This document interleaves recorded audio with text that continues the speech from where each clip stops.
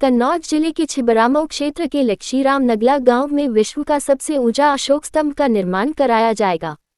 इसके लिए 27 जनवरी को गांव में भूमि पूजन कार्यक्रम किया गया। कार्यक्रम में बुलाने के बावजूद मुस्लिम धर्म गुरु नहीं पहुंचे, जिसको लेकर भाजपा के पूर्व सांसद सुब्रत पाठक ने उन्हें आड़े हाथों लिया। वो कोई भी समाज जो अपने पूर्वजों की शौर्य गाथाओं को भूल जाता है, उसका अस्तित्व नष्ट हो जाता है। बताओ, जिस भारत में सम्राट चंद्रगुप्त मौर्य, जिस भारत में सम्राट अशोक, जिस भारत में सम्राट हर्षवर्धन जैसे महान शासक पैदा हुए हो, उस भारत की पहचान अकबर से बताई जाती है, उस भारत की पहचान बाबर से बताई जाती है, उस भारत की पहचान हुमायूं औरंगजेब से बताई जाती है।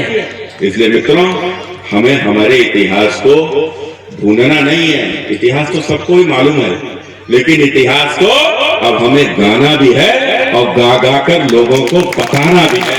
यह भारत सम्राट अशोक का है, यह भारत सम्राट चंद्रगुप्त मौर्य का है, यह भारत राम का है, यह भारत कृष्ण का है, यह भारत महात्मा बुद्ध का है, यह भारत शांति की धरती है। और इस भारत ने कभी अशांति को स्वीकार नहीं किया।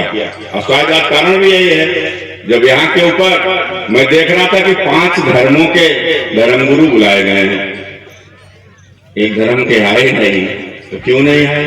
अब सम्राट अशोक के स्तंभ की स्थापना है, मैंने जिन्होंने शांति का संदेश दिया हो, वो अशांति फैलाने वालों का क्या काम? अरे जब दुनिया भर में चैन से जीने नहीं दे रहे हैं, चैन से जीने नहीं दे रहे हैं, किसी को भी नहीं जीने दे रहे हैं, चाहे यूरोप हो, चाहे एशिया, चाहे कोई भी देश हो। आपने देखा होगा पीड़ित किससे है? केवल इस्लामिक आतंकवाद, केवल इस्लामिक आतंकवाद।